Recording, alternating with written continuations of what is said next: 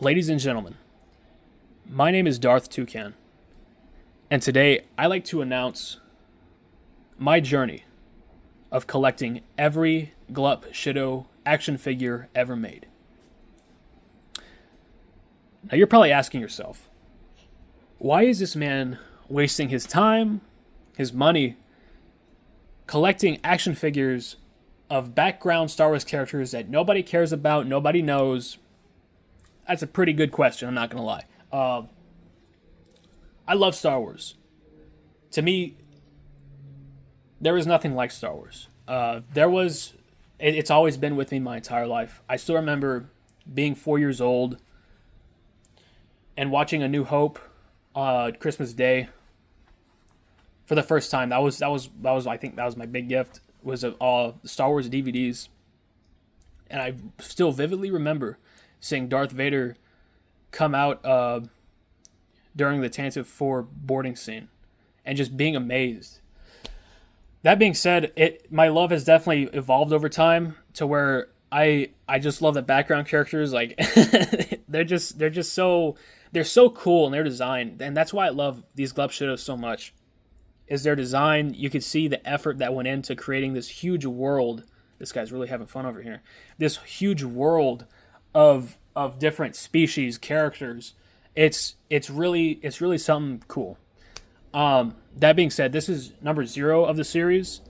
I do plan on collecting definitely a lot more other Glup Shittos, obviously.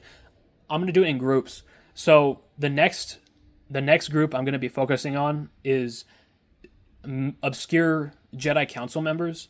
I'm talking about Urel Poof. I'm talking about Oppo Rancisis. I'm talking about Yaddle. I mean, all the all the OGs. I love them all. That being said, let's go ahead and get into the figures that I have now. Let's go ahead and get into the Neimoidian trio that I have here. Before I do, I'd just like to say this image goes hard. Okay, Newt Gunray, who is the most recognizable Neimoidian. I feel like when you think of Neimoidian, you think of Newt Gunray. That's what I personally think of. He's I guess, probably the main antagonist of Episode 1 besides Darth Maul, of course. He was also in the Clone Wars a little bit. Wipe out Viceroy Gunray. Lord Sidious promised us peace. He only wants... This figure has zero... Not the best articulation, but like I said, that's okay. All these background figures won't at all. The detail, though, on him is really good. I'm not going to lie. I like how he looks. Well, that being said, this is getting out of hand. Now there are two of them. And that is what Newt Gunray did say. Here is Rune Hakau. I don't think he was in the Clone Wars. I think he was just in Episode 1. One of my favorite things about Rune Hakau is whenever the Emperor came during the hologram, the Emperor was just like, "Get this stunted slime out of my sight again." And so the dude was just like, okay, and he walked away. I think that's like crazy work, dude. I don't know why the Emperor had to do that to my poor guy over here. That being said, this figure does have a little bit more articulation than Newt Gunray. He can move his arms a little bit more, for sure. I don't know why you would do like a pose like this unless you wanted to. Like that looks kind of interesting, I guess. But usually he's just always like that with his hands crossed like that. He is very detailed, like I said. You can see the detail in the leather on his coat. His legs right here, they move like that. That's pretty much it. I mean, they're just background characters, so don't expect too much from them. So here's Lot Dodd. Lot Dodd was in the Clone Wars too. He is an interesting character here. His hat does come off. That's a beautiful, beautiful, beautiful, beautiful face. I love that. Very, very detailed. Unlike Newt Gunray and Rune Hakau, he comes from the Saga series. So that was made in 2002. He's a later figure.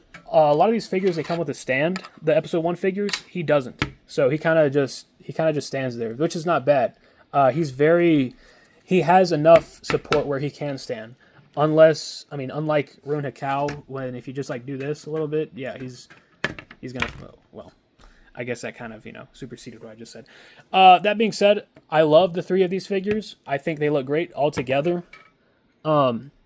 Especially if you're going to go get like a Confederacy or CIS little display going. I think that's going to be great.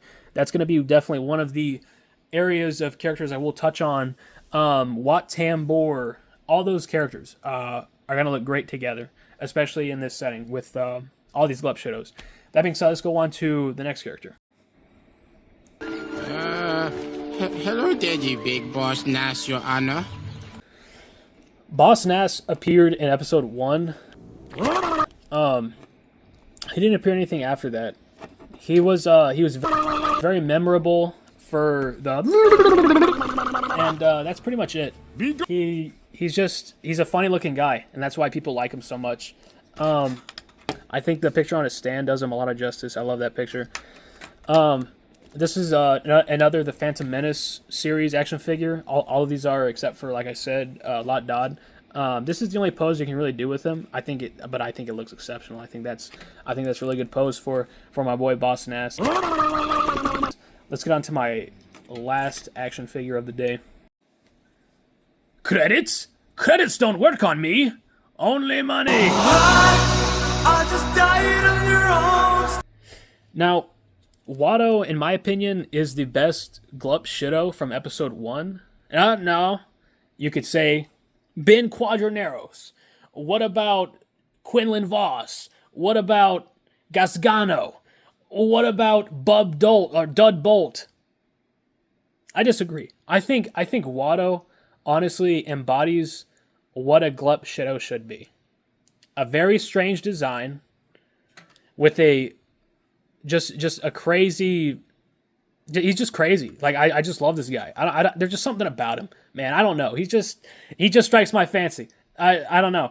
I don't mean to strip his wings off like that, but here, look at this underside. I mean, what isn't there to love? I mean, he's just something. He's just something. You know what I mean? He's just something. Anyway, the figure is really good. Like I said, also from the Phantom Menace line, that's the thing. All these Phantom Menace figures, they are pretty good sculpt-wise. They are pretty good with the coloring. I mean, No way. Watto, my old master. It's me, Anakin Skywalker. Annie? this is just really, really good for 1999. Honestly, like I don't know. It's hard to come by pretty decent action figures these days. That's why I buy these older ones. I think they're just a little bit better. Of course, the Black Series is pretty good, but I don't know. There's just something about the old made Glup Shittos I think are gonna they're gonna definitely take precedence over the newer ones, unless there's like some big the paint's really messed up or something like that. But yeah, this is Watto. Well, thank you so much for watching. This has been episode 0 of my Glup Shitto collecting journey. Ground zero, of course, episode 0. This is what I have right now. Like I said, next time we're going to be on Jedi Council members. I will make shorts of me getting these next time. I'm going to be opening them. I'm going to be kind of talking about the characters, reviewing the figures a little bit. But yeah, this has been episode 0. I want to say a year from now, October 1st, 2026, I'm going to go ahead and make a video, if we're still here, of all the figures that I have. And I think this is going to be really cool. Just to see the scale of like what I've done in a year, you know what I'm saying? But yeah, this has been episode 0. Thank you so much for watching. Have a great day.